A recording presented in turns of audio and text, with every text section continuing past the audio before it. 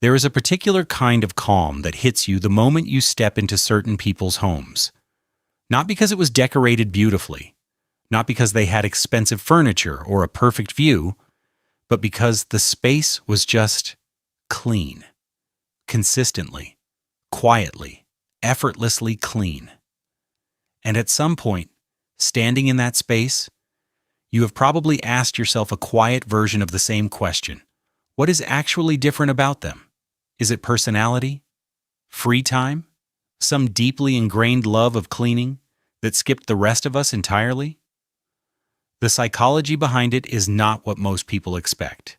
And once you see it, it changes how you understand not just their home, but your own.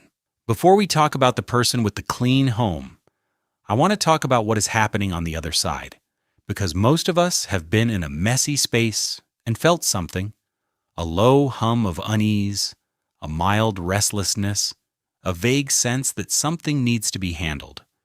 We tend to chalk it up to personality. Some people are bothered by mess, some are not. But neuroscience tells us this is not about sensitivity. It is about how every brain, all of them, actually works. When your environment is cluttered, the objects around you are literally competing for processing space inside your brain. Your visual system has to work harder just to make sense of what it sees. And that effort runs quietly in the background, draining your mental energy whether you are aware of it or not. A 2010 study from UCLA put a number on this. People, particularly women, who described their homes as cluttered had consistently higher cortisol levels throughout the entire day, not just when they noticed the mess, all day. Their environment was functioning like a slow leak, not dramatic enough to address, but steady enough to wear them down. Your home is not neutral. It is either costing you something or giving something back. And the person whose space is always in order has quietly eliminated a cost that everyone else pays without knowing it. Here is a question worth sitting with. Why does it feel so satisfying to clean when everything else in your life feels chaotic? Because cleaning is one of the few places where effort and outcome have a direct, visible, immediate relationship. Think about the parts of life that cause the most stress. A difficult relationship, an uncertain job situation, a health worry, a goal that feels too far away. These are problems where you can work hard and still not see results, where the outcome is not fully in your hands, where the gap between action and resolution can stretch on for months or years. Your home does not work that way. You wipe the counter. It is clean. You make the bed. The room looks different. The feedback is instant. The result is there, in front of you. And something about that directness, where action and outcome are so close together, does something to your nervous system that most of us underestimate. Psychologists call it the internal locus of control, the sense that your actions actually matter, that you are not just reacting to the world, you are shaping at least this small corner of it. And research shows that people who feel that way tend to be less anxious, more persistent, and better at recovering when things go wrong. Cleaning reinforces that feeling every single time, not because the counter matters, because the act of doing something and seeing it change reminds you, at a level beneath thought, that you are someone who handles things.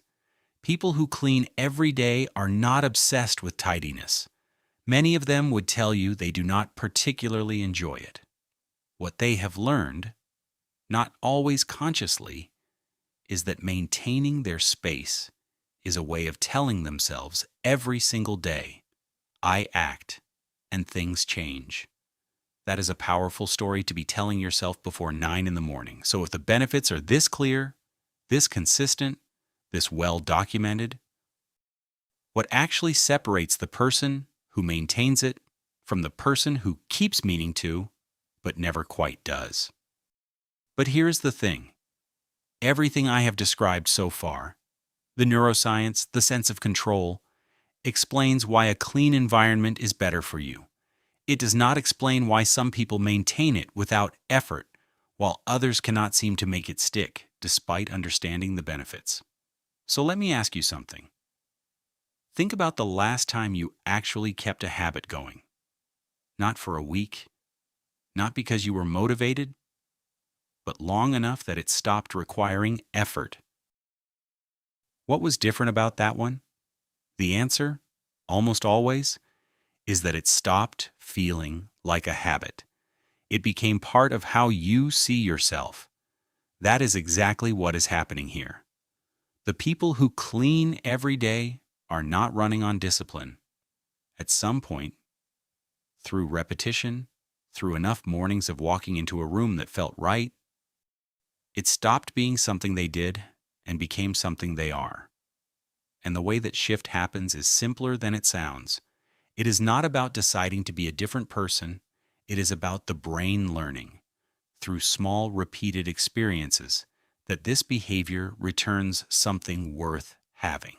Research from Florida State University found that people who wash dishes mindfully, with actual attention, not on autopilot, reported 27% less nervousness afterward and a measurable increase in mental clarity. One task, fully done. Clear result. That combination signals to your brain this was worth doing. Do it again. Enough of those signals, and the behavior stops feeling like effort. It starts feeling like you. The person with a clean home is not fighting themselves every morning. They made that decision somewhere along the way. And it stuck, not through force, but through enough small moments of proof that it was worth it. Your home is always telling you something. Not about how busy you are, not about your personality, not about whether you are a good or bad person.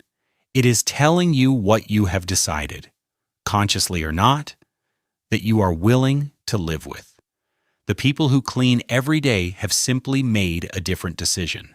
They have decided that the state of their space matters, that walking into a clean room in the morning is worth the few minutes it takes to maintain it the night before, that their environment is worth tending to, just as anything worth having is. And they are right. If something in this video stayed with you, you already know what to do with it. Not a whole overhaul, not a new system. Just tonight, one small thing. Left better than you found it. And maybe in the morning, you will notice something slightly different about how you feel as you walk into that space. That is where it tends to start anyway. I would love to know what came up for you while watching this, whether it confirmed something you already suspected or shifted something you had not thought about before. Leave it in the comments, and I will see you in the next one.